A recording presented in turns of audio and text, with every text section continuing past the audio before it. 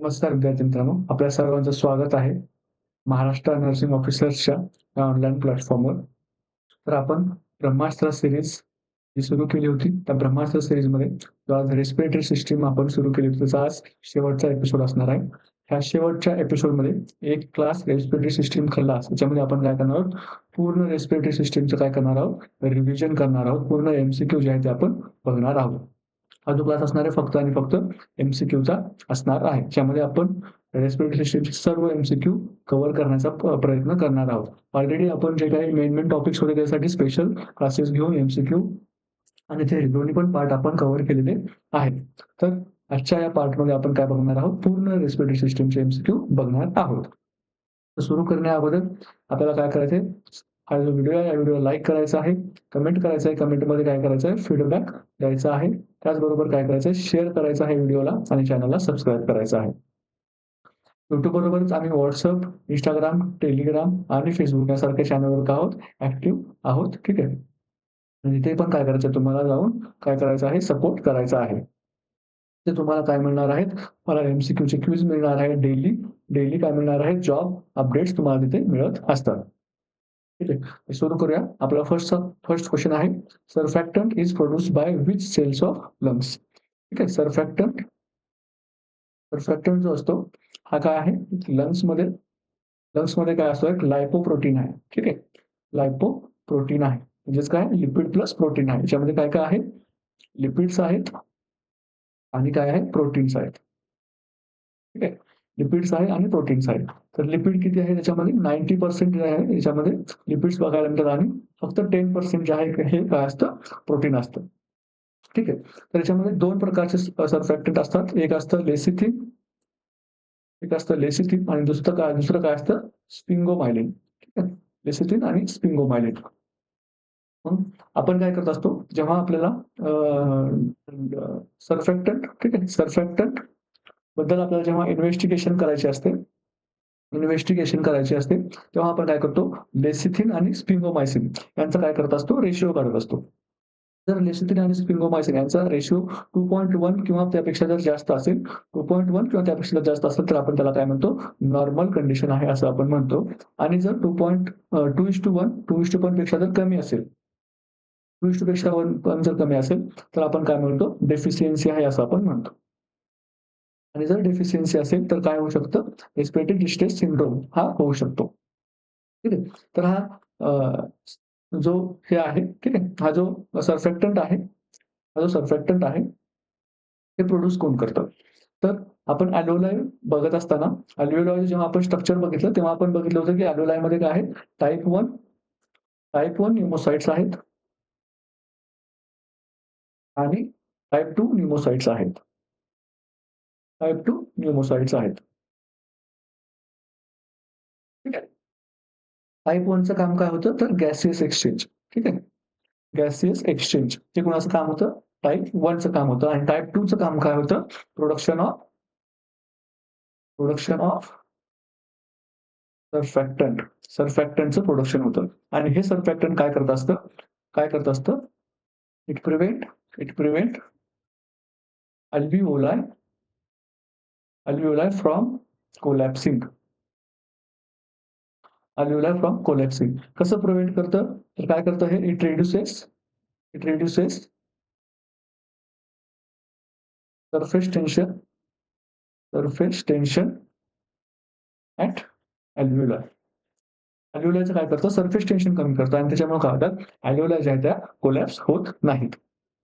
ठीक आहे. त्याच्यानंतर जेव्हा प्रीमॅच्युअर बेबी असतात, ठीक आहे,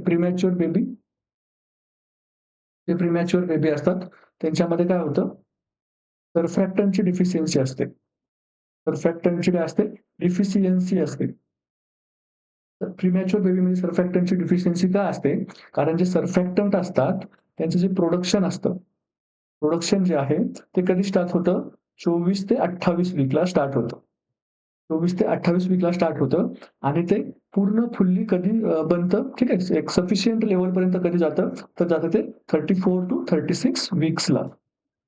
पण प्री मॅच्युअर बेबीचं काय होतं, अगोदरच बर्थ झाल्यामुळे काय होतं, हे 34 ते 36 वीक्सपर्यंत त्यांची काय होत नसते, जेस्टेशन कंप्लीट होत नाही. त्याच्यामुळे काय होतं त्यांच्यामध्ये सर्फॅक्टंटची डिफिशियन्सी असते. म्हणून आपण काय करतो मदरला प्रीमॅच्युअर डिलिव्हरी होईल असं जेव्हा आपल्याला वाटतं मदरमध्ये, तेव्हा आपण मदरमध्ये आपण काय करतो डिक्लोमिथाझोल, ठीक आहे. डिक्लोमिथाझोल किंवा किंवा डेक्सामेथाझोल, ठीक आहे. किंवा डेक्सामेथाझोल ह्याचा आपण काय करत असतो, डोस मदरला देत असतो. सर्फॅक्टंट बद्दल आपल्याला काय-काय गोष्टी लक्षात ठेवायच्या आहेत. तर सर्फॅक्टंट कोण बनवतं? टाइप 2 न्यूमोसाइट्स बनवतात. ठीक आहे. त्याच्यानंतर त्याच्यामध्ये लिपिड आणि प्रोटीन असे 2 कंपोनंट असतात. त्याच्यानंतर एल-एस रेशिओ पण बघायचा आहे आपल्याला. लेक्थिन आणि स्पिमोमायसिन, ठीक आहे. त्याच्यानंतर जे जेस्टेशनल एजमध्ये कधी बनायला स्टार्ट होतं, 24 ते 28 वीक्समध्ये काय होतं ते बनायला स्टार्ट होतं आणि एक सफिशियंट लेव्हलला कधी पोहोचतं ते 34 ते 36 वीक्स जेव्हा जेस्टेशन होतं, तेव्हा ते सफिशियंट लेव्हलला बनतं. ठीक आहे. तर आपला फर्स्ट ऑप्शन काय म्हणतोय बघा, टायपोनिमोसाइट काय करतात? गॅसेस एक्सचेंज करतात. ठीक आहे. गॅसेस एक्सचेंज करतात हे आपण बघितलेलं आहे. टाइप 2 निमोसाइट्स ते काय करतात आपलं सर्फॅक्टंट प्रोड्यूस करण्याचं काम करतात. हे आपल्याला कोणी विचारले क्वेश्चनमध्ये हेच विचारले सर्फॅक्टंट प्रोड्यूस करण्याचं काम करतो टाइप 2 निमोसाइट्स करतात. मॅक्रोफेजेस काय काम करतात? तर डिफेन्स मेकॅनिझम. डिफेन्स मेकॅनिझमचं काम कोण करतं? तर मॅक्रोफेजेस करतात आणि गॉबलेट सेल काय करतात? Mucus production. म्युकस प्रोडक्शनचं काम कोण करतं? गॉबलेट सेल करत असतात. ठीक आहे. नेक्स्ट क्वेश्चन बघूया. Next question normal tidal volume is approximately. आता हा कशावरचा क्वेश्चन आहे आपला व्हॉल्यूमवरचा. हे पण आपण काय केलंय डिटेलमध्ये बघितलेलं आहे. टायडल व्हॉल्यूम किती असतो? टायडल व्हॉल्यूम किती असतो? 500 असतो. त्यानंतर इन्स्पायरेटरी रिझर्व्ह कॅपॅसिटी किती असते? 3000 ते 3300. 3000 ते 3300 एम-एल असतं. त्यानंतर ई-आर-बी किती असतो? 1100 एम-एल असतो. त्यानंतर रेसिड्युअल व्हॉल्यूम किती असतो? तर 1200 एम-एल असतो. ठीक आहे. व्हॉल्यूममध्ये थोडासा चेंजेस बुक टू बुक असू शकतात. पण एक जवळपास तेवढ्याच व्हॅल्यूम असतात. ठीक आहे. ऑप्शन सी करेक्ट आन्सर असणार आहे. थर्ड ऑप्शन काय म्हणतो बघा. Third question the volume of air that remains in the lungs after maximum expiration.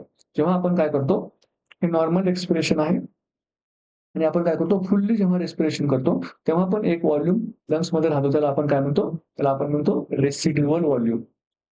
त्याला आपण काय म्हणतो? Residual volume. तुम्ही किती जरी फोर्सफुली एक्सपिरेशन केलं, तरी पण तो व्हॉल्यूम काय करत नाही, बाहेर निघत नाही. म्हणून ऑप्शन बी जो आहे तो करेक्ट आन्सर आहे. टायडल व्हॉल्यूम काय असतो? जो व्हॉल्यूम आपण काय करतो? ब्रीथ इन आणि breathe in and breathe out करतो नॉर्मली. ठीक आहे. ब्रीथ आउट करतो नॉर्मली. त्याला आपण काय म्हणतो? टायडल व्हॉल्यूम असं आपण म्हणतो. नेक्स्ट क्वेश्चन बघा. परमनंट डायलेशन ऑफ ब्रॉन्काय त्याला काय म्हणतो आपण? ठीक आहे. बघा. जे तुमच्या ब्रॉन्काय असतात, ठीक आहे. त्या ब्रॉन्कायच्या नंतर काय होतात? ब्रॉन्क्युल्स असे छोटे-छोटे नंतर परत डिव्हायडेशन होत असतात. ठीक आहे. त्याच्याकरता छोटे-छोटे परत डिव्हायडेशन होत असतात. पण ह्या ब्रॉन्कायच्या ज्या हे आहेत, वॉल्स आहेत, याची जेव्हा काय होतं परमनंट अँड ॲबनॉर्मल डायलेटेशन होतं किंवा याला आपण काय म्हणतो? ब्रॉन्किएक्टासिस असं आपण म्हणतो.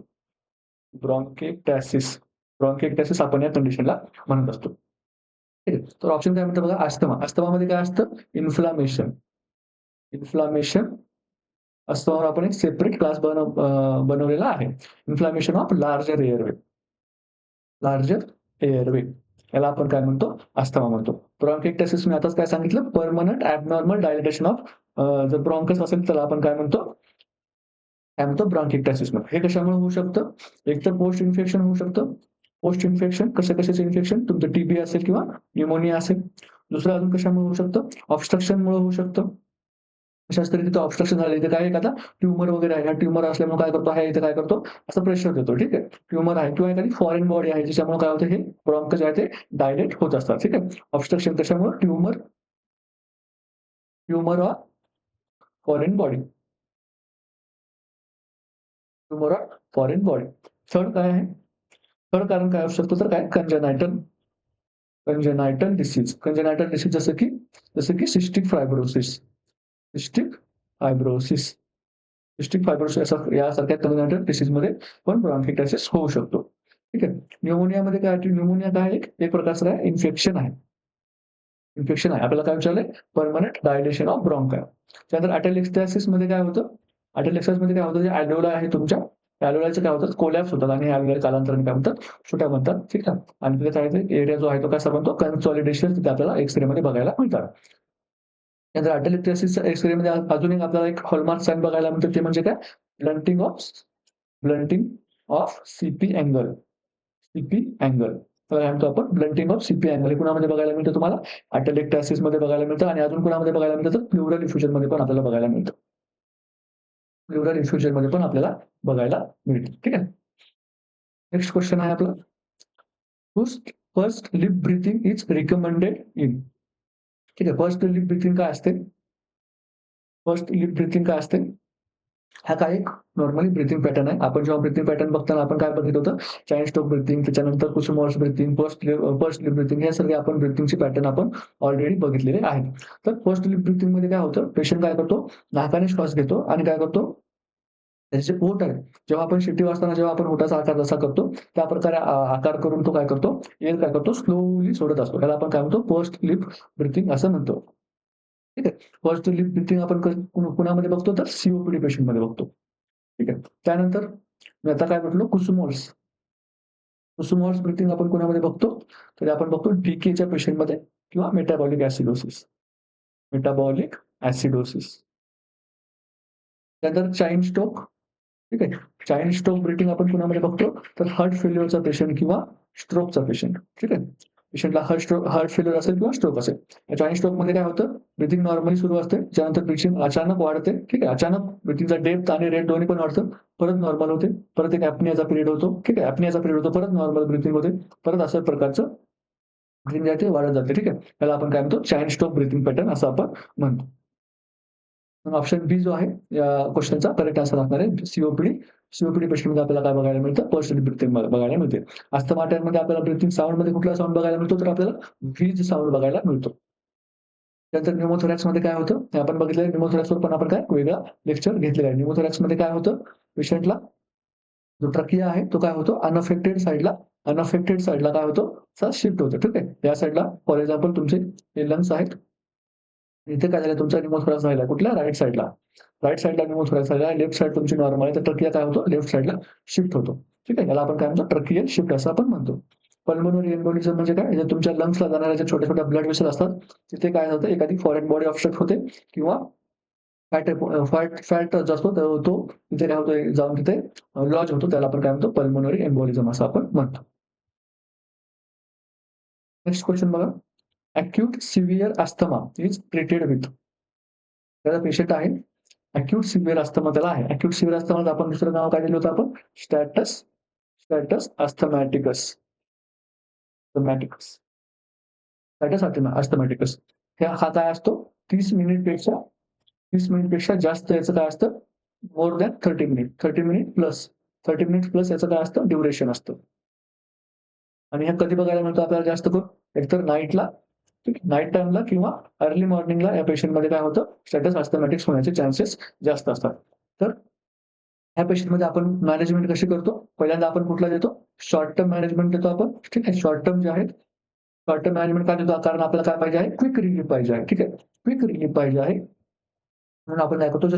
शॉर्ट ॲक्टिंग जे आहे ते ड्रग्ज आपण देत असतो. आणि त्याच्यानंतर मग नंतर आपण काय करतो? Switch too long acting long acting drugs. हे आपण लॉंग ॲक्टिंग जे आहे ते आपण क्रोनिक अस्थमामध्ये देत असतो. पण जे अॅक्यूट सिव्हिअर अस्थमा जो असतो, त्याच्यामध्ये आपण काय करतो? शॉर्ट ॲक्टिंग देत असतो. ठीक आहे. Short acting. शॉर्ट ॲक्टिंग म्हणजे कोण होतं? फर्स्ट होतं आपला शॉर्ट ॲक्टिंग बीटा 2 ॲड्रेनर्जिक. बीटा 2 ॲड्रेनर्जिक याचं एक्झाम्पल काय होतं? साल्ब्युटॅमॉल. ठीक आहे. साल्ब्युटॅमॉल कसं देतो आपण? इनहेलेशनने देतो. इनहेलेशन रूटनी आपण देत असतो. का? कारण इनहेलेशन जो रूट आहे तो काय आहे? Best route for asthma management. Asthma मॅनेजमेंटसाठी बेस्ट रूट कुठला आहे असं जर विचारलं आपल्याला, तर तो कुठला आहे? इनहेलेशन रूट आहे. शॉर्ट ॲक्टिंगमध्ये दुसरा एक अजून कुठले देतो आपण? अँटी कोलिनर्जिक देत असतो. अँटी कोलिनर्जिक जे आहे ते आपण पेशंटला देत असतो. त्याबरोबर आपण लाँग ॲक्टिंगमध्ये काय-काय देतो? तर आपण लाँग ॲक्टिंग बीटा 2 ॲड्रेनर्जिक एजंट देतो. त्याचबरोबर आपण काय देतो? झॅम्पिन डेरिव्हेटिव्ह देतो. झॅम्पिन डेरिव्हेटिव्ह देतो. अजून काय देतो आपण? ल्युकोट्राईन इनिबिटर्स देतो आपण पेशंटला. त्यानंतर अजून काय देतो आपण? कॉर्टिकोस्टेरॉइड्स देतो. कॉर्टिकोस्टेरॉइड देतो. ठीक आहे. हे आपण काय देतो? लॉंग ॲक्टिंगच्या मॅनेजमेंटमध्ये हे सगळे आपण देत असतो. ठीक आहे. हे काय देतो आपण? लॉंग टर्म मॅनेजमेंटसाठी किंवा लॉंग ॲक्टिंग मॅनेजमेंटसाठी आपण देत असतो. तर बॅक टू द क्वेश्चन. आपला क्वेश्चन काय म्हणतोय? Acute severe asthma is treated with beta blockers. Beta blockers देतो का आपण? नाही. बीटा ब्लॉकर्स इथे काही रोल नाही. बीटा ब्लॉकर्स जे आहे ते कार्डियाक सिस्टमच्या रिलेटेड आहे. ठीक आहे. कार्डियाक सिस्टमच्या रिलेटेड आहे. थिओफायलिन हे काय? झॅन्थिन डेरिव्हेटिव्ह आहे आणि झॅन्थिन डेरिव्हेटिव्ह आपण कधी वापरतो? जे क्रोनिक अस्थमा असतं तेव्हा आपण वापरतो. ठीक आहे. त्यानंतर inhaled salbutamol and IV steroids. Inhaled salbutamol आपण देतो का? हो, ठीक आहे, देतो आपण.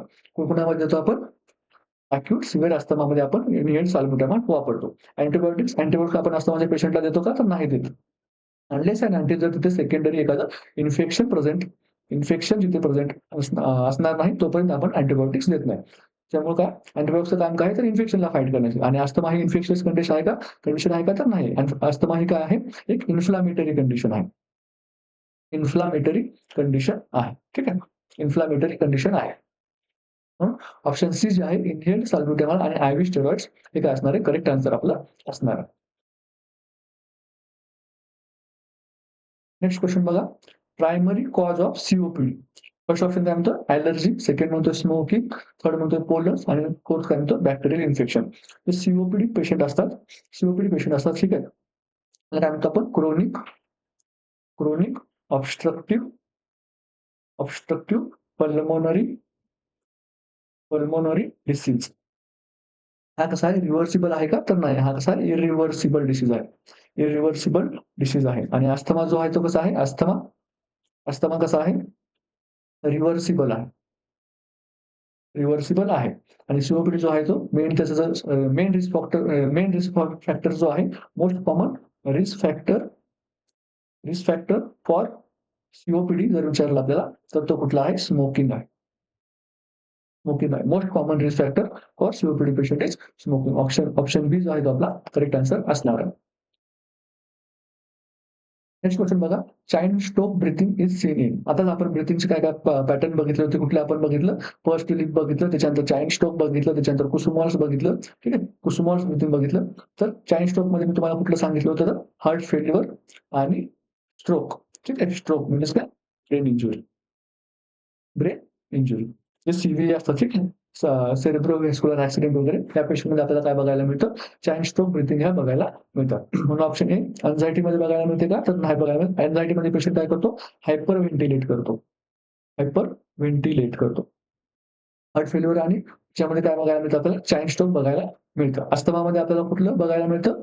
ठीक आहे. अस्थमामध्ये आपल्याला कुठलं बघायला मिळतं आणि सीओपीडीमध्ये कुठलं बघायला मिळतं? सीओपीडीमध्ये आपल्याला कुठलं बघायला मिळतं? पर्सनली ब्रीथिंग बघायला मिळते. अस्थमामध्ये आपल्याला काय होतं? पेशंट अस्थमामध्ये पण काय करतो? हायपर व्हेंटिलेट करतो आणि आपल्याला पेशंटमध्ये काय कुठला साउंड ऐकायला मिळतो? तर व्हीझिंग साउंड आपल्याला ऐकायला मिळत असतो. ठीक आहे. नेक्स्ट क्वेश्चन बघा. ABG respiratory acidosis shows. एका पेशंटचं काय केलेलं आहे आपण? एबीजी केलं आहे आणि त्या पेशंटमध्ये आपल्याला काय बघायला मिळणार आहे? रेस्पिरेटरी ॲसिडोसिस बघायला मिळणार आहे. तर याच्यापैकी कुठली जी आहे ऑप्शन ज्यामध्ये काय सांगितलं? रेस्पिरेटरी ॲसिडोसिस सांगितलेलं आहे. तर जेव्हा आपण पेशंटचा एबीजी करतो तेव्हा आपल्याला काय बघायला मिळतं? त्या एबीजी रिपोर्टमध्ये काय असतं? एकतर पीएच असतो, त्यानंतर PO2 असतो, PCO2 असतो. अजून काय असतं? HCO3 मायनसचं लेव्हल असतं. ठीक आहे. तर याच्या नॉर्मल व्हॅल्यूज आपल्याला अगोदर माहीत पाहिजे, तरच आपण काय करू शकतो? ॲबनॉर्मॅलिटी फाइंड करू शकतो. तर पीएचची नॉर्मल व्हॅल्यू किती आहे? 7.35 टू 7.45 ठीक आहे. पीएचची नॉर्मल व्हॅल्यू आहे. त्यानंतर O2 किती आहे? 75 टू 100.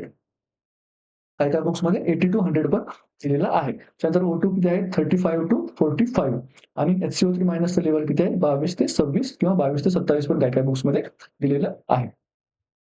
पण आता याचं एनालिसिस कसं करायचं? ठीक आहे. हे झालं आपल्या नॉर्मल व्हॅल्यू झाल्या. ठीक आहे. ह्या आपल्या काय नॉर्मल व्हॅल्यूज आहेत.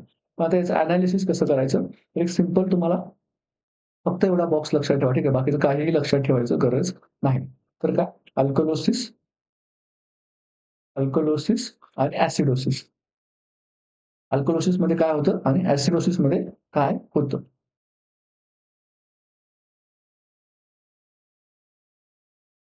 बघा. पीएच, ठीक आहे. अल्कलोसिस मध्ये काय असतो, पीएच काय असतो, वाढलेला असतो का 0.7 ते 14 जो पीएच असतो त्याला आपण काय म्हणतो, अल्कलोसिस म्हणतो. आणि पीएच जो आहे तो 0 to 7 याला आपण काय म्हणतो, 0 to 7 आपण याला काय म्हणतो, ऍसिडोसिस म्हणतो, ठीक आहे. आणि 7 ला आपण काय म्हणतो, न्यूट्रल म्हणतो, ठीक आहे. तर याला आपण 6.9 असं पकडूया आणि याला आपण काय पकडूया, 7.1 टू 14, ठीक आहे. अल्कलोसिस आणि 7 जो आहे तो न्यूट्रल असतो. जर पीएच जास्त झाला तर काय होतं, पेशंटला अल्कलोसिस होतं. आणि जेव्हा पीएच कमी होतो तेव्हा पेशंटला काय होतं, ऍसिडोसिस होतं, ठीक आहे. इथपर्यंत काही प्रॉब्लेम नाही. जेव्हा O2 जास्त होतो पेशंटमध्ये तेव्हा पेशंटमध्ये काय होतं, अल्कलोसिस होतो. आणि जेव्हा O2 कमी होतो तेव्हा पेशंटमध्ये काय होतं, ऍसिडोसिस होतं. जेव्हा कार्बन डायऑक्साईड वाढतो तेव्हा पेशंटमध्ये काय होतं, ऍसिडोसिस होतं. आणि जेव्हा कमी होतो तेव्हा काय होतं, पेशंटमध्ये अल्कलोसिस होतं. एक्झॅक्ट O2च्या अपोझिट, ठीक आहे. जेव्हा HCO3- वाढतात तेव्हा पेशंटमध्ये काय होतं, अल्कलोसिस होतं. आणि जेव्हा कमी होतात तेव्हा पेशंटमध्ये काय होतं, ऍसिडोसिस होतं. हा एवढा चार्ट लक्षात ठेवा. त्याच्यानंतर तुम्हाला कळेल की अल्कलोसिस आहे का ऍसिडोसिस आहे. एकदा अल्कलोसिस आणि ऍसिडोसिस कळलं तुम्हाला, तर त्याच्यानंतर मग तुम्हाला काय बघायचं, ती कंडिशन जी आहे ती रेस्पिरेटरी आहे का मेटाबॉलिक आहे. जर चेंजेस तुमच्या इथे बघायला मिळत असतील तर ती काय आहे, रेस्पिरेटरी कंडिशन आहे. आणि जर चेंजेस तुमच्या इथे बघायला मिळत असतील तर ती काय आहे, मेटाबॉलिक कंडिशन आहे. पीएच वरून तुम्हाला फक्त एवढं कळतं की ऍसिडोसिस आहे का अल्कलोसिस आहे. HCO3 आणि PO2 आणि PCO2 वरून तुम्हाला काय कळणार आहे, मेटाबॉलिक आहे का रेस्पिरेटरी कंडिशन आहे, हे तुम्हाला कळत असतं. तर आपण बघूया की आपल्याला क्वेश्चनमध्ये काय विचारलंय, रेस्पिरेटरी ऍसिडोसिस. ऍसिडोसिस म्हणजे काय, पीएच कमी असणार आहे, ठीक आहे. म्हणजे ऑप्शन ए आणि ऑप्शन डी दोन्हीमध्ये काय, पीएच कमी आहे असं आपल्याला म्हटलेलं आहे. त्यानंतर आपल्याला काय विचारलंय, आपण आता फक्त काय केलं, ऍसिडोसिस फाइंड केले. आता रेस्पिरेटरी ऍसिडोसिस मध्ये काय होतं, CO2चं लेवल काय होतं, वाढतं. PaCO2 काय होतो, वाढतो, ठीक आहे. बघा, CO2चं काय होतं, लेवल वाढतं.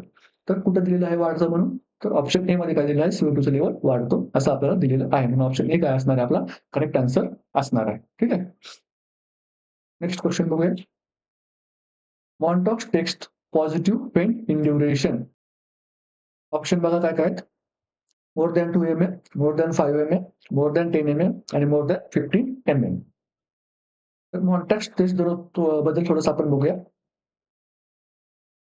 मॉन्टॉक्स टेस्ट जी आहे त्याला आपण काय म्हणतो, ट्यूबरक्युलिन स्किन टेस्ट असं पण म्हणतो. Also known as tuberculin skin test. ही टेस्ट आपण काय करतो, to to rule rule out TB infection.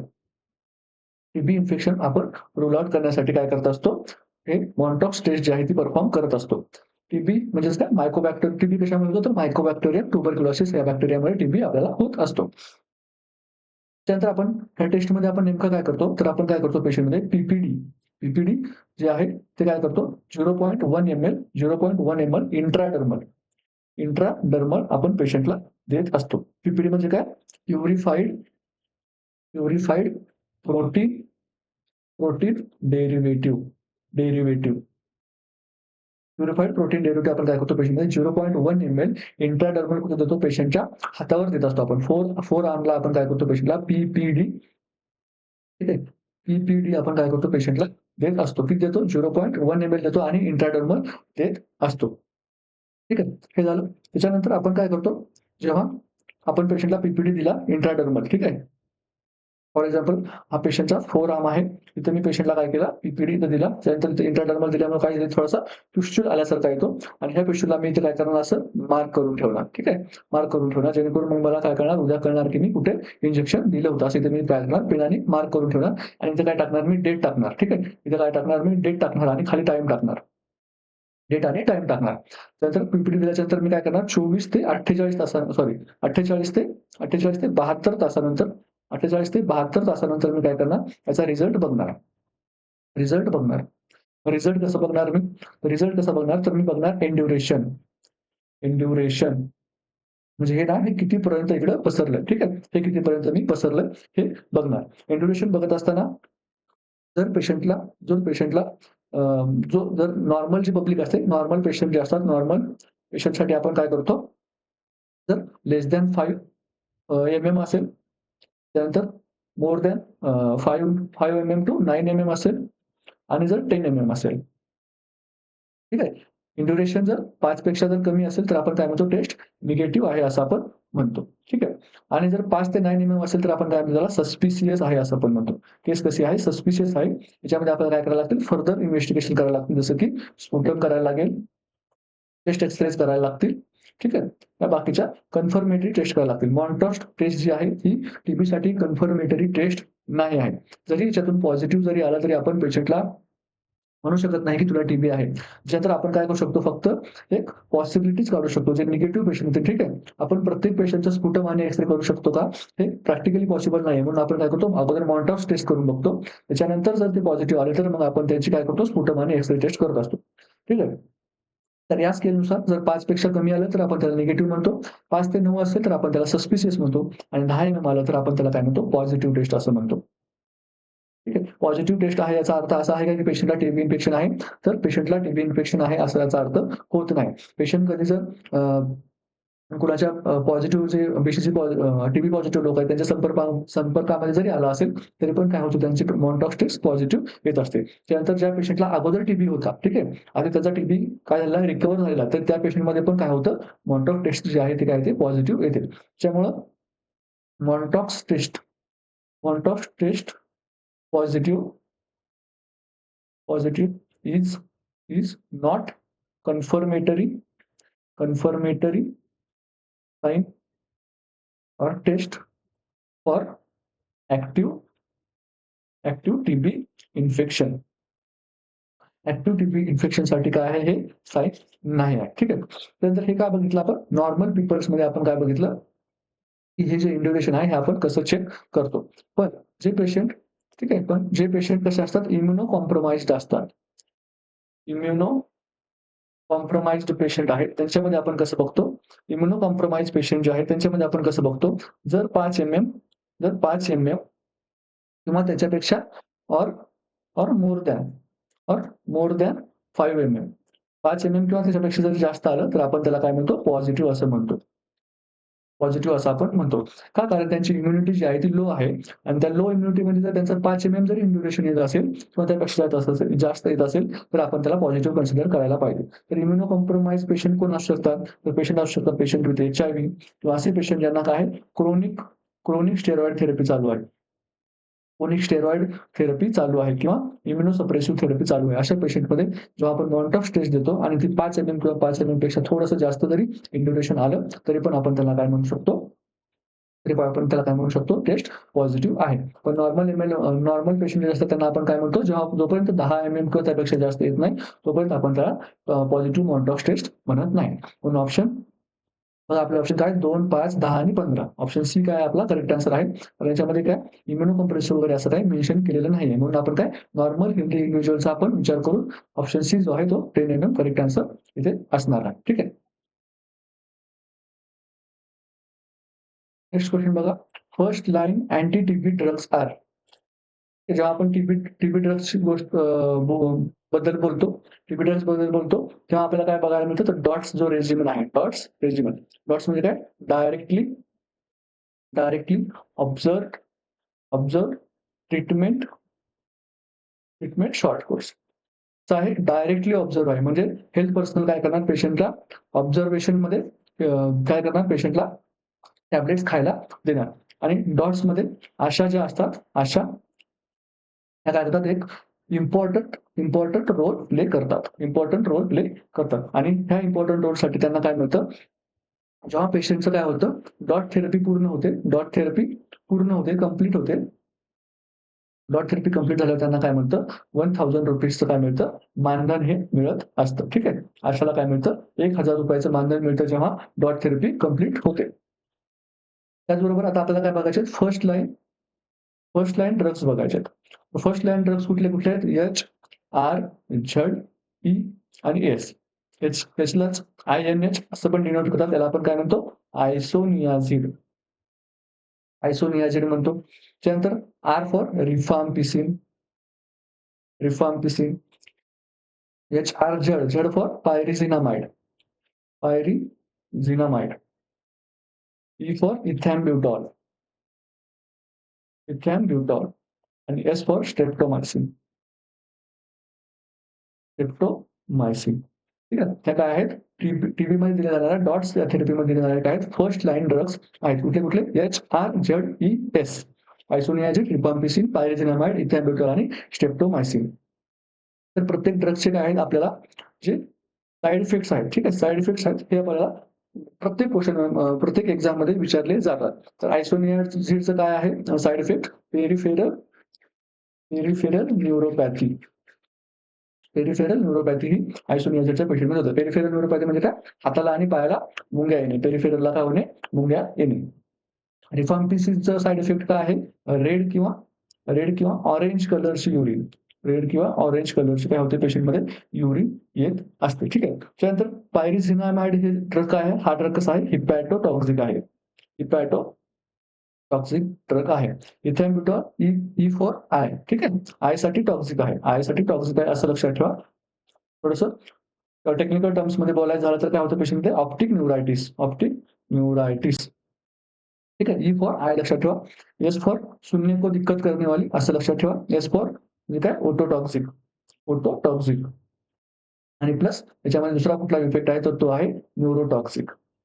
Neurotoxic. ठीक आहे. फर्स्ट लाईन ड्रग्स बघितले आपण. कुठले बघितले आपण? आयसोनियाझिड, रिफाम्पिसिन, पायरिझिनामाइड, इथॅम्ब्युटॉल आणि स्ट्रेप्टोमायसिन हे सगळे ड्रग्स बघितले आपण. त्यानंतर प्रत्येकाचे साइड इफेक्ट्स पण आपण बघितले. तर आपण क्वेश्चनकडे जाऊया. क्वेश्चन काय म्हणतो बघा. First line anti TB drugs are first option आहे isoniazid, rifampicin, ethambutol, pyrazinamide. Second option आहे आपला अमॉक्सिलिन आणि क्लॅव्हर. हे काय आहे आपलं? अमॉक्सक्लॅव्ह. ठीक आहे. अमॉक्सक्लॅव्ह जे ड्रग आहे हे काय आहे? हे काय आहे? हे अँटिबायोटिक आहे. ठीक आहे. अँटिबायोटिक आहे. त्यानंतर अँटिबायोटिकचा जर क्लास विचारला स्पेसिफिक तर कुठं आहे? बीटा लॅक्टम. बीटा लॅक्टम अँटिबायोटिक आहे. सिप्रोफ्लोक्सासिन हे पण काय आहे? अँटिबायोटिक आहे आणि अझिथ्रोमायसिन हे पण काय? अँटिबायोटिक आहे. पण टीबी मध्ये आपण कुठले यूज करतो? तर ऑप्शन ए जे आहे फर्स्ट लाईन मध्ये आयसोनियाझिड, रिफाम्पिसिन, इथॅम्ब्युटॉल आणि पायरिझिनामाइड हे काय करतो आपण? फर्स्ट लाईन टीबीचे ड्रग आपण यूज करतो. नेक्स्ट क्वेश्चन बघा. न्यूमोथोरॅक्स लीड्स टू. न्यूमोथोरॅक्स मध्ये काय होतं? फर्स्ट ऑप्शन आहे आपला tracheal shift to towards same side, tracheal shift towards opposite side, barrel chest आणि नो चेस्ट.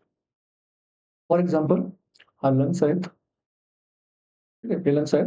या साइडला न्यूमोथोरॅक्स आहे आणि या साइडचा लंग कसा आहे? नॉर्मल लंग्स आहे. इथे काय आहे? पूर्ण एअर ट्रॅप आहे आणि ही एअर काय करते? इकडे लंग्सला पुश करते. त्याचबरोबर जिथे मेडियास्टिनल कॅव्हिटी आहे, या मेडियास्टिनल कॅव्हिटीला पण ही काय करते? एअर पुश करत असते. का? कारण एअरची नॉर्मल टेंडन्सी काय आहे? अशी वरच्या साइडने जाण्याची एअरची नॉर्मल टेंडन्सी आहे. आणि पेशंटला न्यूमोथोरॅक्स झालाय म्हणजे काय झालं? इथे कुठेतरी एक ओपनिंग झाली आणि काय झाले? एन्व्हायर्नमेंटल एअर जे आहे, एन्व्हायर्नमेंटल एअर जे आहे ते काय होतंय? एंट्री होत आहे. एंट्री होत आहे. न्यूमोथोरॅक्सचे आपण टाइप्स बघितले होते. स्पॉन्टेनियस असतील, त्याच्यानंतर ट्रॉमॅटिक असतील, त्यानंतर टेन्शन न्यूमोथोरॅक्स असतील असे आपण टाइप्स पण बघितलेले आहेत. तर आपण न्यूमोथोरॅक्सचा एक आपण कॅरेक्टरिस्टिक साइन काय बघितलं होतं, की न्यूमोथोरॅक्स काय करतो? तर ट्रकिया आहे.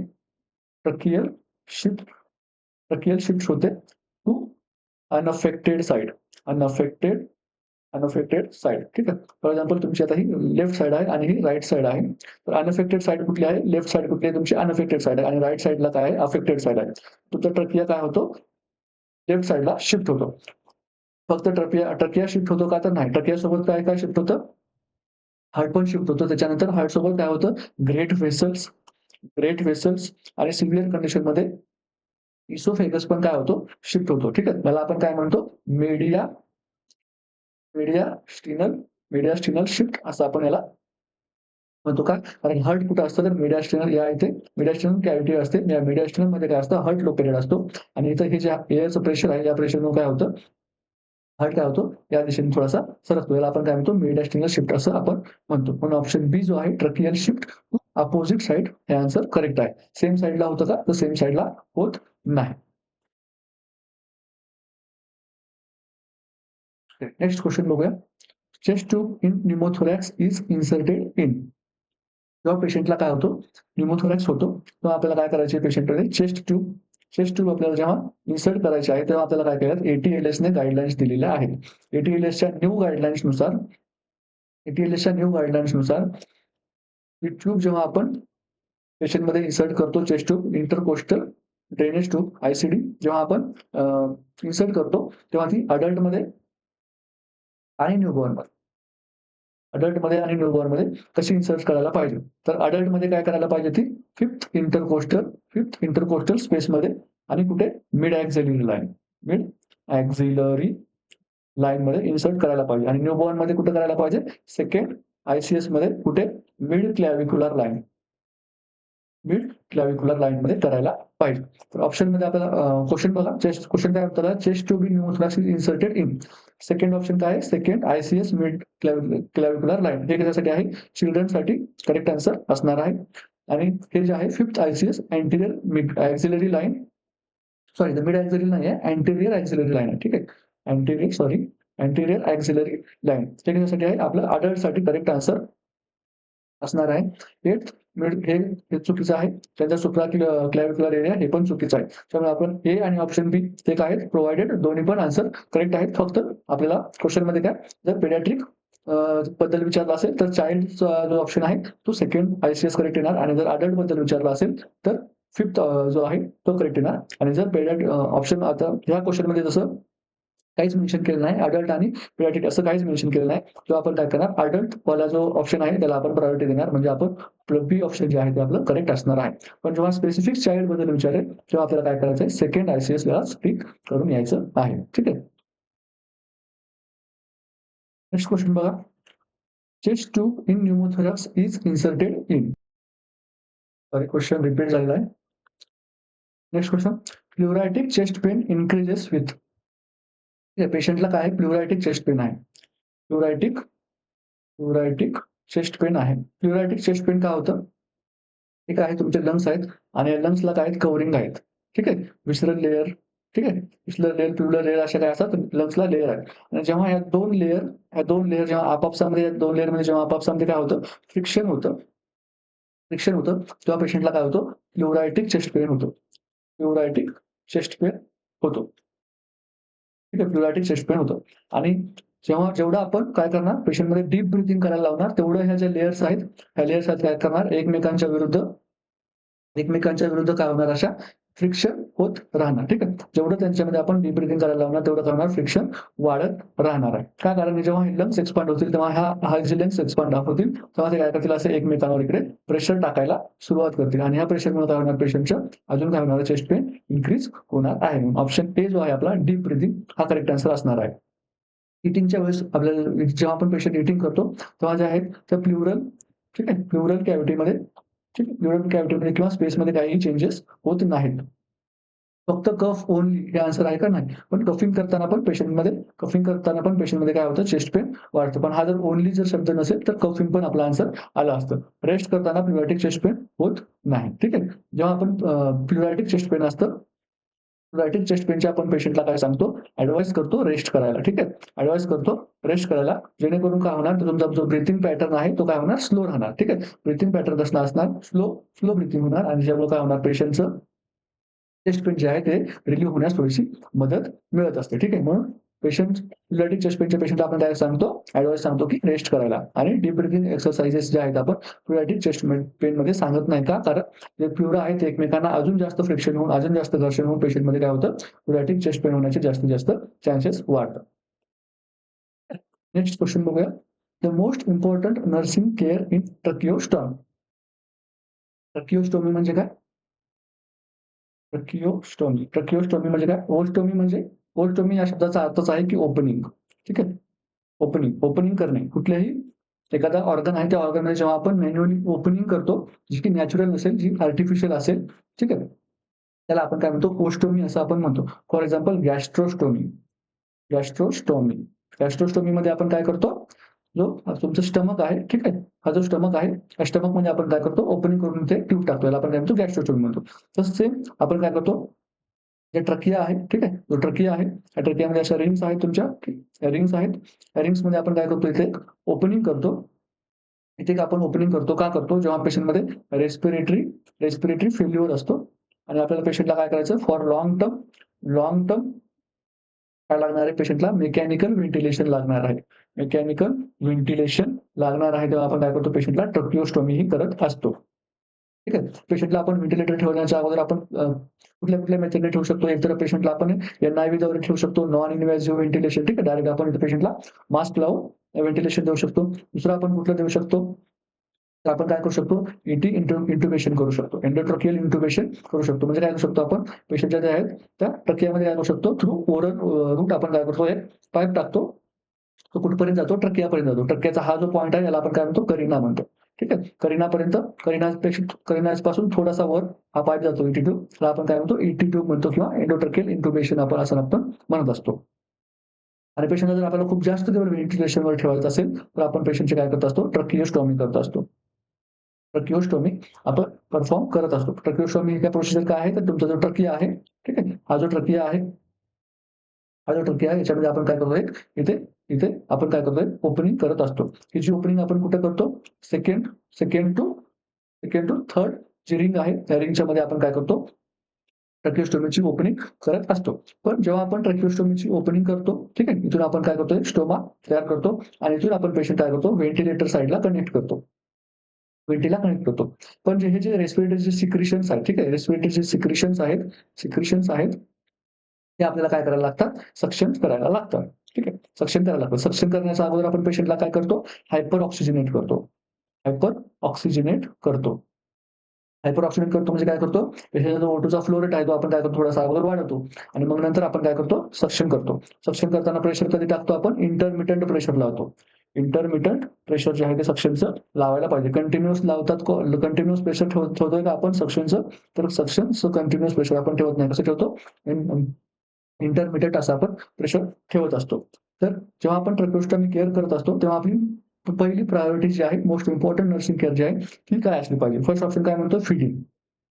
ठीक आहे. पेशंटला एनजी ट्यूब लावलेली असते. ठीक आहे. जो पेशंट ट्रॅकिओस्टॉमीवाला आहे, त्याच्यातले पेशंटला सिडेटिव्ह हे दिलेले असतात. त्याच्यामुळे आपण पेशंटला काय करतो? एनजी ट्यूब करून एनजी ट्यूब पण आपण पेशंटला अटॅच केलेली असते, जेणेकरून पेशंटला काय होणार नाही? ॲस्पिरेशन होणार नाही.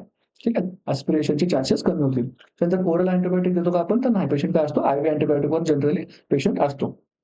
मेंटेनिंग एअरवे आपली प्रायोरिटी असायला पाहिजे का? तर हो. आयव्ही फ्लुइड्स काय करतं? डिपेंड करतं की आपल्या फिजिशियनच्या ऑर्डरवर आणि ज्या पेशंटला दुसऱ्या काय अंडरलाईन कंडिशन आहे त्याच्यावर आपल्याला डिपेंड करतं की आयव्ही फ्लुइड्स द्यायचे की नाही द्यायचे. ठीक आहे. फॉर एक्झाम्पल जर हार्ट फेल्युअरचा पेशंट असेल, तर आपण त्या पेशंटला आयव्ही फ्लुइड्स देतो का? तर नाही देत. आपण काय करतो? पेशंटचे आयव्ही फ्लुइड्स होल्ड करतो का? कारण त्याने जर आपण आयव्ही फ्लुइड्स दिले तर काय होणार? पेशंटचं कार्डियाक ओव्हरलोड होणार. ठीक आहे. पेशंट काय होणार? कार्डियाक ओव्हरलोडमध्ये जाऊ शकतो आणि पेशंटला कार्डियाक अरेस्ट बसू शकतो. तर इथे आपण जेव्हा प्रायोरिटी जी म्हणतो आपण, तेव्हा आपण प्रायोरिटी कशी सेट करतो? एअरवे, ब्रीथिंग आणि सर्क्युलेशन. तर आपली ट्रॅकिओस्टॉमीच्या पेशंटमध्ये पण प्रायोरिटी कुठली असायला पाहिजे? तर ती एअरवे, मेंटेनिंग एअरवे जी आहे ती आपली प्रायोरिटी असायला पाहिजे. नेक्स्ट बघा, most accurate O2 delivery device. Most accurate O2 delivery device कुठला आहे? हे आपल्याला विचारलेलं आहे. फर्स्ट ऑप्शन आहे नेझल कॅन्युला, सिंपल मास्क, व्हेंचुरी मास्क आणि NRBM. ठीक आहे. तर नेझल कॅन्युला जो आहे, नेझल कॅन्युला हा काय करतो आपण? खूप जेव्हा आपल्याला कमी ऑक्सिजनची गरज असते, लेट्स से आपल्याला 2 to 4 लिटर, ठीक आहे. 2 to 4 लिटर पर मिनिट जेव्हा आपल्याला ऑक्सिजनची गरज असते, तेव्हा आपण काय करतो? नेझल कॅन्युला वापरतो. सिंपल मास्क कधी वापरतो? आपल्याला जेव्हा आपल्याला 6 to 10 लिटर पर मिनिटची गरज असते, तेव्हा आपण वापरतो. आणि NRBM कधी वापरतो आपण? NRBM म्हणजेच काय? Non rebreather mask. NRBM non rebreather mask. ठीक आहे. त्याच्यामध्ये काय असतं? NRBMच्या मध्ये अजून एक दुसरा एक असतो, त्याला आपण काय म्हणतो? Partial रीब्रीदर mask. NRBM काय करतो? 100% ऑक्सिजन जे आहे ते पेशंटला सप्लाय करत असतो. तर व्हेंचुरी मास्क जे आहे, व्हेंचुरी मास्क हे कशासाठी बनलेलं आहे? तर ॲक्युरेट O2 डिलिव्हरीसाठी व्हेंचुरी मास्क जे आहे ते बनलेलं आहे. ते काय करतं? याच्यामध्ये काय असतात? कलर कोडिंग्स असतात. ठीक आहे. कलर कोडिंग्स असतात. कुठल्या असतात? कुठल्या कलर कोडिंग असतात? तुमची फर्स्ट असते ब्लू, नंतर असतं white, PW, yellow, red and green. लक्षात ठेवायचंय.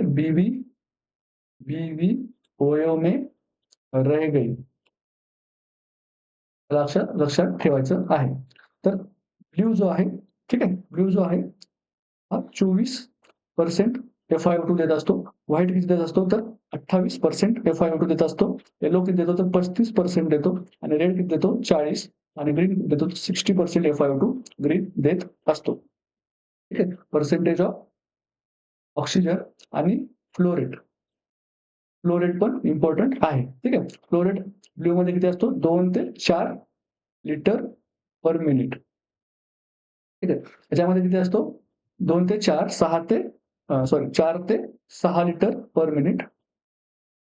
तर त्यांचे किती आहे? 10 ते 12 लिटर 10 ते 12 लिटर पर मिनिट आणि इथे किती असतो? 15 लिटर पर मिनिट. इथे किती असतो? 8 ते 10 लिटर पर मिनिट.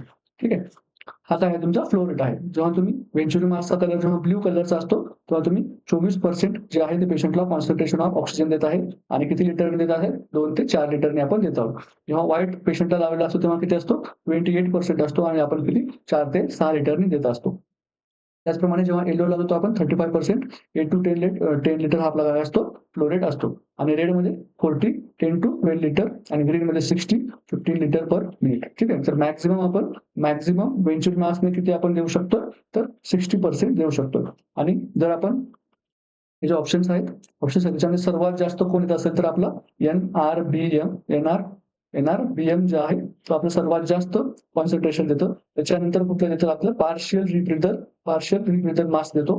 त्याच्यानंतर कोण देतं तर सिंपल मास्क आणि त्याच्यानंतर कोण देतं तर नेझल कॅन्युला. ठीक आहे. नेझल कॅन्युला. तुम्ही म्हणणार सर याच्यामध्ये तुम्ही व्हेंच्युरी मास्क का ऍड केलेला नाही? तर व्हेंच्युरी मास्कचं आपण डिपेंड करतं, की आपण कुठल्या कलरचा ठीक आहे, कुठल्या फ्लोराईडचा आपण व्हेंच्युरी मास्क यूज करत आहोत. त्यानुसार आपल्याला त्या लिस्टमध्ये त्याला ठेवता येईल. त्यामुळे ऑप्शन सी जे आहे आपल्याला काय विचारलेलं आहे? ॲक्युरेट विचारलेलं आहे. तर ऑप्शन सी जे आहे ते करेक्ट आन्सर येणार आणि ह्यात जर आपल्याला काय विचारलं असतं तर मोस्ट ठीक आहे. मोस्ट फ्लो रेट विचारला असता. ठीक आहे. मोस्ट फ्लो रेट विचारला किंवा हायेस्ट फ्लो रेट किंवा हायेस्ट कॉन्सन्ट्रेशन विचारलं असतं. हायेस्ट कॉन्सन्ट्रेशन विचारलं असतं तर आपला NRBM हे आन्सर आलं असतं. ठीक आहे. नेक्स्ट क्वेश्चन बघूया. Night sweats are common in option A आहे COPD, TB, न्यूमोथोरॅक्स आणि अस्थमा. तर COPDचा जो पेशंट असतो, त्या पेशंटमध्ये आपल्याला काय बघायला मिळतं? तर आपल्याला डिस्निया बघायला मिळतो. ठीक आहे. ब्रीथलेसनेस बघायला मिळतं. त्याचबरोबर आपल्याला पेशंटमध्ये काय बघायला मिळतं? एअर हंगर बघायला मिळते. एअर हंगर आपल्याला पेशंटमध्ये बघायला मिळते. का? कारण पेशंटमध्ये काय झालं असतं? CO2 रिटेन्शन झालेलं असतं. CO2 रिटेन्शन झालेलं असतं. पण COPDच्या पेशंटमध्ये आपल्याला नाईट स्वेट्स बघायला मिळतात का? तर नाही. सेकंड आहे TB. टीबीच्या पेशंटचं काय आहे? हॉलमार्क साइन आहे. ठीक आहे. हॉलमार्क साइन काय आहे? तर त्या पेशंटमध्ये आपल्याला काय बघायला मिळतात? नाईट स्वेट्स बघायला मिळतात. अजून एक साइन कुठला आहे? तर ते आपल्याला त्या पेशंटमध्ये आपल्याला काय बघायला मिळतो? वेट लॉस बघायला मिळतो. तर पेशंटमध्ये वेट लॉस आणि नाईट स्वेट्स असतील तर त्या पेशंटमध्ये आपल्याला टीबी सस्पेक्ट करायचा आहे. न्यूमोथोरॅक्सच्या पेशंटमध्ये आपल्याला काय होतं? पेशंटमध्ये काय होतं? सडन प्युरायटिक चेस्ट पेन होतं. त्याचबरोबर काय होतं? डिस्निया होतो. अजून काय होतं? ट्रकियल शिफ्ट होते. अजून काय होतं? टॅकिकार्डिया होतो. अजून काय होतं? टॅकिपनिया होतो. ठीक आहे. अजून काय होतं? टॅकिपनिया होतो. ठीक आहे. यासारखे जे सिम्प्टम्स आहेत हे आपल्याला न्यूमोथोरॅक्सच्या पेशंटमध्ये बघायला मिळतात. नंतर अस्थमामध्ये आपल्याला काय बघायला मिळतं? अस्थमामध्ये आपल्याला काय बघायला मिळतं? व्हीज बघायला मिळतात. ठीक आहे. व्हीजिंग साउंड जो आहे तो आपल्याला अस्थमामध्ये बघायला मिळतो. त्याचबरोबर जे बाकीचे रेस्पिरेटरी रिलेटेड जे सिम्प्टम्स आहेत जसं की ब्रीथलेसनेस, डिस्निया, टॅकिकार्डिया, टॅकिपनिया हे पण आपल्याला बघायला मिळत असतात. ठीक आहे. तर नाईट स्वेट्स तर याचा आन्सर काय असणार आहे आपलं? टीबी हे आन्सर असणार आहे. नेक्स्ट क्वेश्चन बघा. Main diagnostic test for pulmonary embolism. Pulmonary embolism म्हणजे काय? जे तुमच्या लंग्स आहेत, ठीक आहे. ते तुमचे लंग्स आहेत. लंग्स म्हणजे छोट्या-छोट्या ब्लड वेसल्स ज्या आहेत, ठीक आहे. त्या ज्या ब्लड वेसल्स आहेत, त्या ब्लड व्हेसल्समध्ये काय होणं? ऑब्स्ट्रक्शन निर्माण होणं. एम्बोलिझम काय होणं? निर्माण होणं आणि कुठे होणं? पल्मोनरी म्हणजे काय? लंग्स. ठीक आहे. लंग्सच्या रिलेटेड कुठल्याही ब्लड व्हेसल्समध्ये काय होणं? ऑब्स्ट्रक्शन निर्माण होणं. मग हे ऑब्स्ट्रक्शन काय असू शकतं? तुमची फॅट असू शकते, ठीक आहे. चरबीची गाठ असू शकते, ठीक आहे. किंवा कधी-कधी एअर असू शकतो, जो इंट्राव्हेनस लाईन्स म्हणून आपल्या जाऊ शकतो, ठीक आहे. एअर एम्बोलिझम होऊ शकतं. तर पेशंटला पल्मोनरी एम्बोलिझम हा फॅट, एअर किंवा अदर कुठले पण जे फॉरेन बॉडी असू शकते याच्यामुळे पण होऊ शकतो. जेव्हा पेशंटमध्ये काय होऊ शकतं? जेव्हा आपण इंजेक्शन्स देत असतो आणि जेव्हा नॉन कंपॅटिबल नॉन कम्पॅटिबल जेव्हा 2 इंजेक्शन आपण मिक्स करतो, तेव्हा पेशंटमध्ये पल्मोनरी एम्बोलिझम चान्सेस वाढतात. काय? कारण ते क्रिस्टल्स फॉर्म होतात. ठीक आहे. क्रिस्टल्स फॉर्म होत असतात. तर जेव्हा पेशंटमध्ये पल्मोनरी एम्बोलिझम होतं, ते आपल्याला चेस्ट एक्स-रेमध्ये दिसतं का? तर नाही दिसत. का? कारण चेस्ट एक्स-रे जे आहे ते कसं सॉलिड स्ट्रक्चर बनवण्यासाठी चेस्ट एक्स-रे आपण यूज करतो. फॉर एक्झाम्पल कसं? बोन वगैरे. ठीक आहे. बोन वगैरेसाठी आपण एक्स-रे हे यूज करत असतो. ईसीजी कशासाठी यूज करतो आपण? तर कार्डियाक काय? कार्डियाक सिस्टमच्या रिलेटेड आहे. सीटीपीए म्हणजेच काय? Pulmonary chest chest contrast pulmonary angiography. CTPA ही जी टेस्ट आहे, ही टेस्ट आहे. ही काय आहे? त्यासाठी यूज करतो आपण पल्मोनरी पल्मोनरी एम्बोलिझमसाठी यूज करतो. पल्मोनरी एम्बोलिझमसाठी यूज करतो. अल्ट्रासाउंडमध्ये दिसतं का? तर अल्ट्रासाउंडमध्ये पण दिसत नाही. अल्ट्रासाउंडमध्ये का दिसत नाही? Fat embolism. फॉर एक्झाम्पल हे लंग्स आहेत. सॉरी, हे लंग्स आहेत. हा तुमचा एका साइडचा लंग लंग आहे फॉर एक्झाम्पल आणि इथे तुमची रिब आहे. ठीक आहे. इथे रिब आहे आणि बरोबर या रिब्सच्या मागे, ठीक आहे. या रिब्सच्या मागे फॉर एक्झाम्पल तुमचा काय आहे? तुमचा एम्बोलिझम अडकलेला आहे. ठीक आहे. एम्बोलिझम अडकलेला आहे. तर तुम्ही जेव्हा यूएसजी गाईडेड जो तुमचा स्कोप आहे, जो तुम्ही असा इथे ठेवणार, तो स्कोप जेव्हा तुम्ही इथे ठेवला, तुम्हाला तिथे काहीही दिसणार नाही. का? कारण ते वर आहे ती रिब्स आहे. त्या रिब्समुळे तुम्हाला दिसणार नाही. पण जेव्हा आपण सीटीपीए करतो, तेव्हा सीटीपीएमध्ये काय होतं, जे तुमचं मशीन असतं, जेव्हा तुमच्या सीटीची मशीन असते, जेव्हा सीटीच्या मशीनमध्ये तुम्हाला झोपवलं जातं, ती मशीन काय करते, तुमच्या अशा बॉडीचे असे क्रॉस सेक्शनल लेयर बनवते. ठीक आहे. आणि प्रत्येक लेयरमध्ये बघते. ठीक आहे. असे 0.5 एमएमचे सॉरी 5 एमएम पासून प्लस मिनिमम किती 5 एमएमचा तुमचा काय बनवते ती एक अशी सेक्शन्स बनवते आणि या सेक्शन्स मधून काय करते ती बघते आणि त्याच्यामुळे काय होतं सीटीपीए ही काय आहे मेन डायग्नोस्टिक टेस्ट आहे. Main diagnostics diagnostic test used for pulmonary embolism. ठीक आहे. सीटीपी हे काय आहे? मेन डायग्नोस्टिक टेस्ट आहे for pulmonary embolism. Next question बघा. A patient with COPD is admitted with breathlessness. The nurse wants to provide precise oxygen concentration without suppressing respiratory drive. Which device should be used? Patient आहे सीओपीडीचा आणि सीओपीडीचा patient आहे म्हणून आपल्याला काय माहित आहे, या पेशंटला आपण जास्त ऑक्सिजन देऊ शकत नाही. ऑक्सिजन काय असतं या पेशंटमध्ये कॉन्ट्रा इंडिकेटेड असतं अनलेस पेशंटचा जो SpO2 आहे, ठीक आहे, SpO2 आहे तो 89 पेक्षा कमी 89 पेक्षा जर कमी असेल तर आपण पेशंटला ऑक्सिजन काय करू शकतो ऑक्सिजन सपोर्ट देऊ शकतो. तर आणि अशा पेशंटला आपल्याला काय करायचं असतं, ॲक्युरेट कॉन्सन्ट्रेशन हे द्यायचं असतं. जर नेझल कॅन्युलाने दिलं आपण आणि व्हेंच्युरी मास्कने दिलं तर आपलं जो ऑक्सिजनचे कॉन्सन्ट्रेशन आहे, ते ॲक्युरसी जी आहे, त्या दोन्हीमध्ये खूप डिफरन्स येतो. नेझल कॅन्युलामध्ये जे आहे, ते ॲक्युरसी आपली काय करते, आपण 100% सांगू शकत नाही, की शुअर होऊ शकत नाही, की याच ॲक्युरेट फ्लो रेटने जात आहे. पण जेव्हा आपण व्हेंच्युरी मास्क यूज केला, ठीक आहे. जर आपण व्हेंच्युरी मास्क यूज केला, तर आपण काय करतो, ॲक्युरेट ॲक्युरेट O2 जो आहे तो आपण डिलिव्हर करत असतो. ठीक आहे. ऑप्शन एक आहे आपला नेझल कॅन्युला नाही आहे. सिंपल मास्क तर आपण सीओपीडीच्या पेशंटमध्ये वापरू शकत नाही. का? कारण त्याचा फ्लो रेट किती आहे? 6 to 10 लिटर आहे आणि आपण सीओपीडीच्या पेशंटमध्ये max to max 2 litre O2 देऊ शकतो. ठीक आहे. 2 लिटर 4 लिटर O2 आपण देऊ शकतो.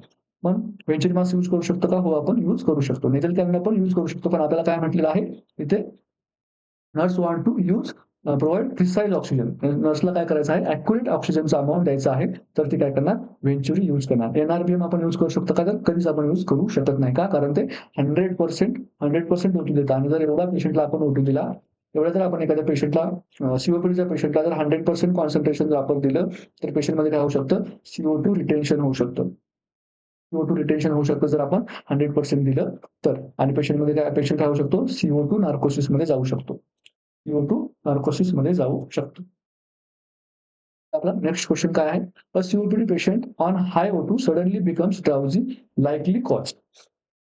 फर्स्ट ऑप्शन आहे हायपोग्लायसेमिया, सेकंड ऑप्शन आहे पल्मोनरी एम्बोलिझम, थर्ड ऑप्शन आहे CO2 रिटेन्शन आणि थर्ड ऑप्शन आहे सॉरी लास्ट ऑप्शन आहे अँक्झायटी. तर मी आता सांगितलं जेव्हा आपण पेशंट सीओपीडीचा असतो, तर सीओपीडीच्या पेशंटला आपण 2 to 4 litre 2 to 4 litre 4 litre per minute एवढंच आपण ऑक्सिजन देऊ शकतो. याच्यापेक्षा जर आपण जास्त दिलं तर काय होणार पेशंटमध्ये काय होणार? CO2 रिटेन्शन होणार.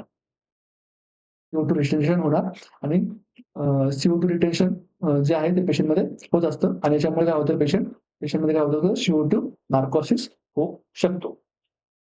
पेशंटचा जो आहे तो काय होत नाहीये, O2 जी इनहेलेशनची कॅपॅसिटी आहे म्हणजे काय ब्रीथिंग सेंटर, ठीक आहे. आपलं जे ब्रीथिंग इनची कॅपॅसिटी जी आहे, पेशंट ब्रीथिंग कधी करतो? जेव्हा त्याला रेस्पिरेटरी सिस्टममधून काय मिळतं? स्टिम्युलेशन मिळतं. रेस्पिरेटरी सेंटरमधून काय मिळतं? स्टिम्युलस मिळतं आणि जर पेशंटमध्ये आपण O2 देत राहिलो, ठीक आहे. पेशंटला जर आपण O2 प्रोव्हाईड करत राहिलो, तर पेशंटची काय होते? जी रेस्पिरेशनची ड्राईव्ह आहे, ती ड्राईव्हच कमी होऊन जाते.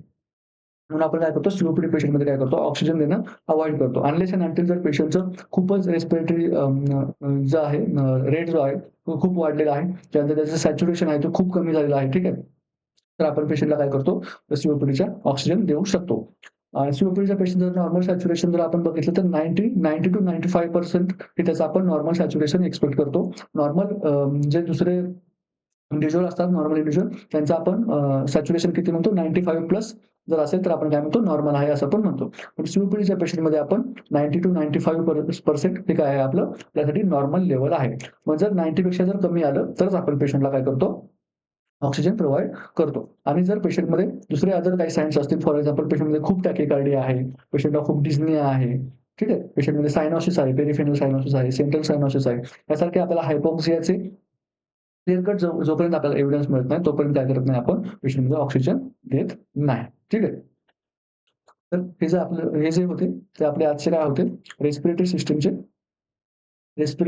सिस्टमचे काय होते एमसीक्यू होते. त्याच्यामध्ये काय केले आपण बऱ्यापैकी आपण पूर्ण जो सिलेबस आहे तो कव्हर करण्याचा प्रयत्न केला. आपण अॅनाटॉमीवरचे क्वेश्चन घेतले, त्याच्यानंतर फिजिओवरचे क्वेश्चन घेतले, आपण व्हॉल्यूम अँड कॅपॅसिटी ह्याच्यावरचे क्वेश्चन घेतले. त्याच्यानंतर आपण ऑक्सिजन डिलिव्हरी सिस्टम ठीक आहे, म्हणजे मास्क, नेझल कॅन्युला, व्हेंच्युरी मास्क याच्यावरचे पण क्वेश्चन घेतलेत. त्यानंतर आपण डिसीज कंडिशनवर पण क्वेश्चन घेतलेले आहेत. तर बऱ्यापैकी आपण काय केलं आहे, रेस्पिरेटरी सिस्टम काय केलेलं आहे, याच्यामध्ये कव्हर केलेला आहे.